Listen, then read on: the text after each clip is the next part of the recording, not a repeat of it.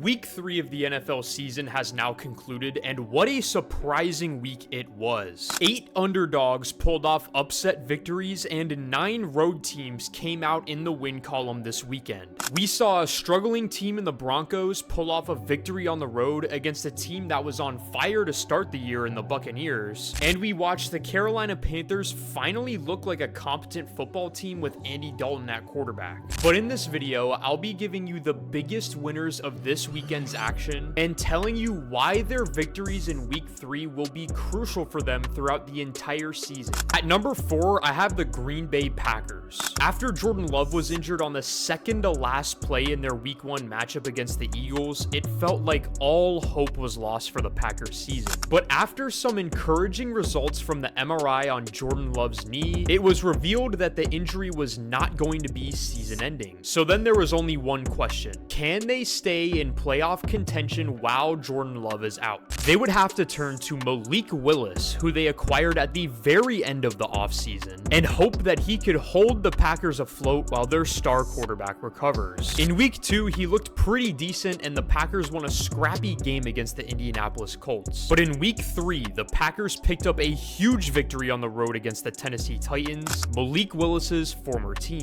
The Packers put a ton of pressure on a Titans offense that has been subpar to start the year, sacking Will Levis a total of 8 times throughout the game. They also only held Tennessee to a total of 35 yards on the ground and forced Will Levis to throw 2 interceptions. This win was huge for the Packers because they are now 2-0 without Jordan Love, who surprisingly returned to practice last week, and he might be returning in a crucial game against the Minnesota Vikings. Going undefeated without your star quarterback under center is always a major victory, especially when you play in a division like the NFC North, where every game matters. Not only was Sunday a huge win for the Packers as a team, but how about Malik Willis? The Titans drafted Willis in 2022 as a 3rd-round pick. He was gonna learn behind Ryan Tannehill and have a real chance at potentially becoming the starter in a couple of years. But he was thrown into action way before he was ready as a rookie, and after a couple of bad starts, they drafted Will Levis in 2023 and traded Malik Willis at the start of 2024.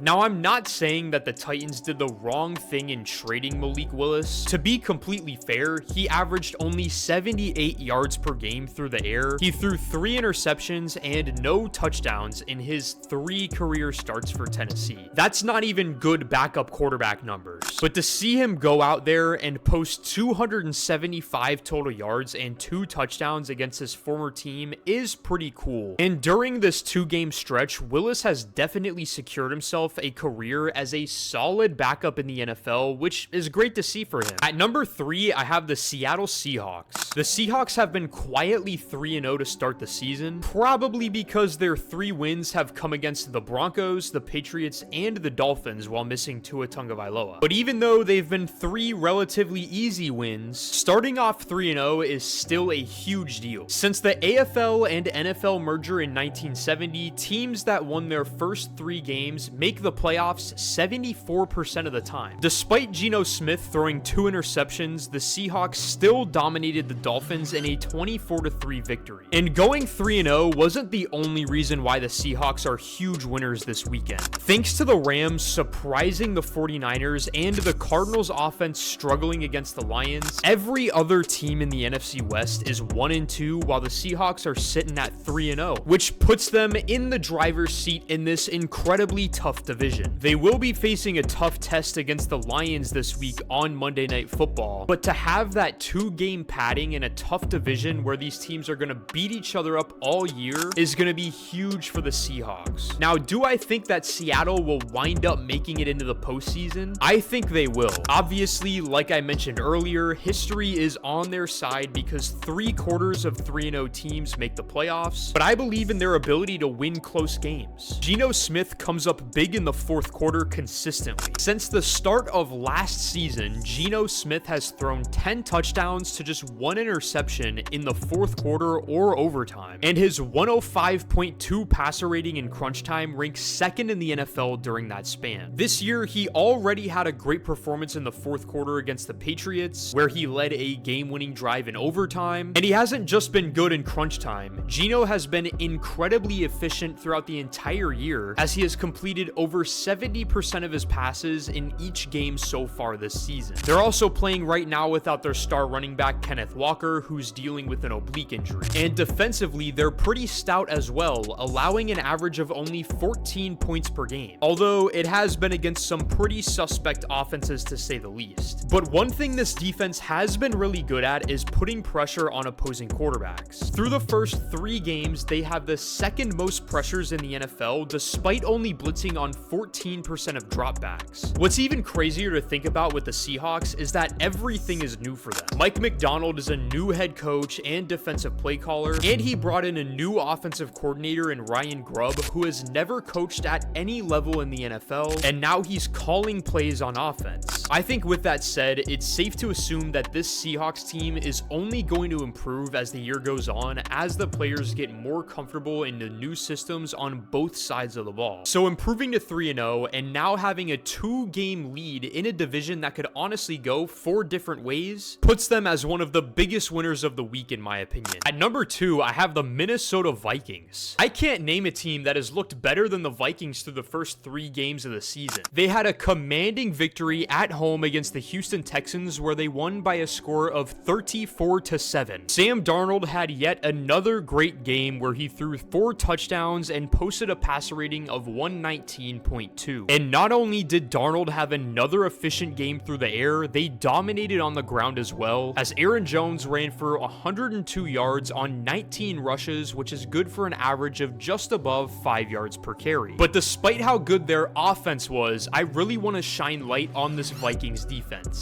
Brian Flores really threw the book at CJ Stroud in this one. We know that with Flores as the defensive coordinator, they're going to be really aggressive. Last year, they blitzed more than any other team in the NFL, and this year, it's the same story. In the first half, the Vikings blitzed CJ Stroud on 54% of his dropbacks. They wound up sacking Stroud 4 times on Sunday, 3 of them by the former Texan Jonathan Grenard, who had 12.5 sacks last year for Houston. This was also only the 2nd time in CJ Stroud's career where he threw multiple interceptions in a game. The Vikings were also effective at stopping the run. They held the Texans' offense to just 38 yards in total on the ground. The Vikings' defense has only allowed 10 points per game to start the year. And with how efficient the offense has been, the Vikings appear to be the most well-rounded team in the NFL at this point. They are now 3-0 for the first time since 2016, and despite the Packers going undefeated without Jordan Love, the Vikings find themselves still atop of the highly contested NFC North. This win was also huge for them because, as I mentioned in my most recent video, these next 4 games are going to be their toughest. They had to play the undefeated Texans, who they just beat, then they play the Packers, the Jets in London, and they play Detroit after their bye week. If they come out of that stretch with a 4-2 or 5-1 record, they're going to look pretty good because they have a mid-season stretch where they play the banged-up Rams, and then the Colts, Jaguars, Titans, and Bears, who are all teams that playoff caliber teams should win against. These early season victories are going to be crucial for the Vikings' playoff hopes this season. And as the biggest winner from this weekend's action, I have the Baltimore Ravens. I think that out of all the teams that won this weekend, the Ravens needed it the most. They avoided starting the season 0-3 with a 28-25 victory over the Dallas Cowboys. After a weird game against the Raiders where the offense went 3 and out on back-to-back drives to finish off the day, and the defense allowed 10 points in the final 4 minutes of the game, the Ravens were sitting at a dreaded 0-2 start to the season. Falling to 0-3 would pretty much destroy their hopes of making the playoffs, as only 6 teams since 1979 have made the postseason after dropping their first 3 games of the year. But they did everything to make sure that didn't happen, especially the new guy, Derrick Henry. This was the first game where Henry looked like his old self. He ran for over 150 yards and scored 2 touchdowns. To go along with that, Lamar Jackson was very efficient as well, while posting a passer rating of 139.1. This game was a really good example of how the Ravens are going to dominate, and that's by running the football. They had 274 total yards on the ground, compared to the Cowboys' 51 total yards of rushing. The Ravens not only needed this win to avoid the deadly 0-3 start to the year, they also needed it because because they have a couple of tough games coming up. Next week, they play against the Buffalo Bills, who looked absolutely dominant on Monday night. And then the week after that, they face their division rival, Cincinnati Bengals. Starting the year 0-5 or 1-4 would have just been intolerable for this team and would have made them one of the biggest disappointments in the entire NFL. As for the future outlook for the Ravens, they really need to win at least one of these games against Buffalo or Cincinnati. If they can get out of this start to the year with a 2-3 or even a 3-2 record, that would be huge, because then they get to play against Washington. And while I know Washington looked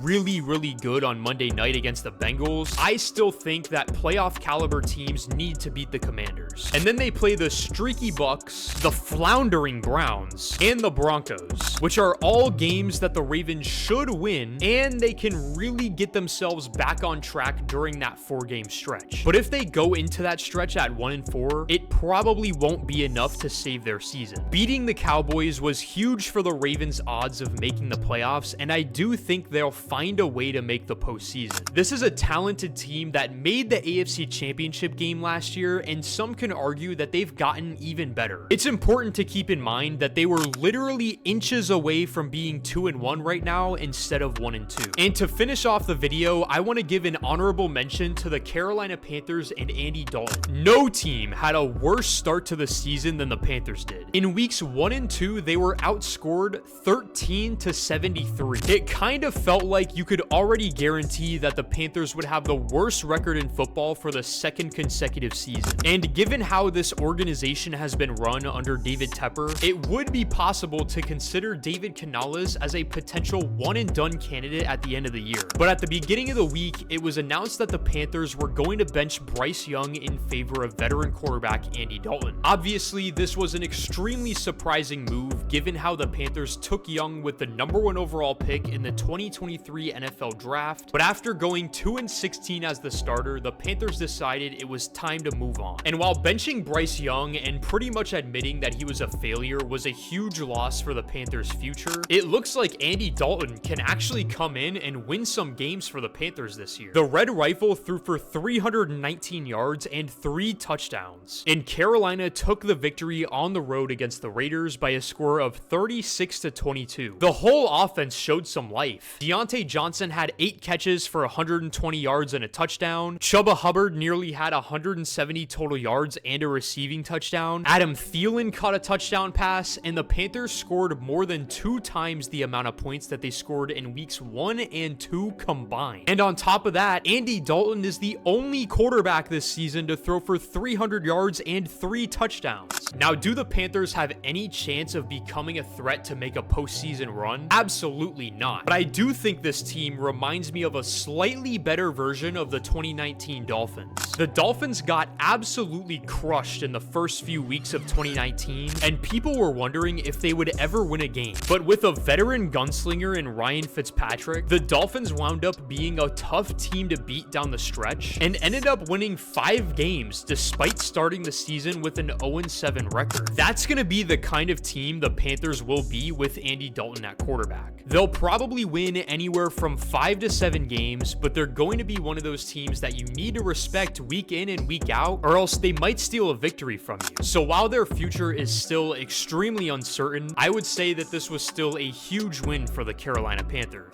And with that said, that's going to be it for today's video. In the comments, let me know of any teams that I might have missed. And if you enjoyed this video, please make sure to hit that like and subscribe button, as it will go a long way in helping me create the best quality NFL content for all of you. And as always, thank you all so much for watching, and I'll see you next time.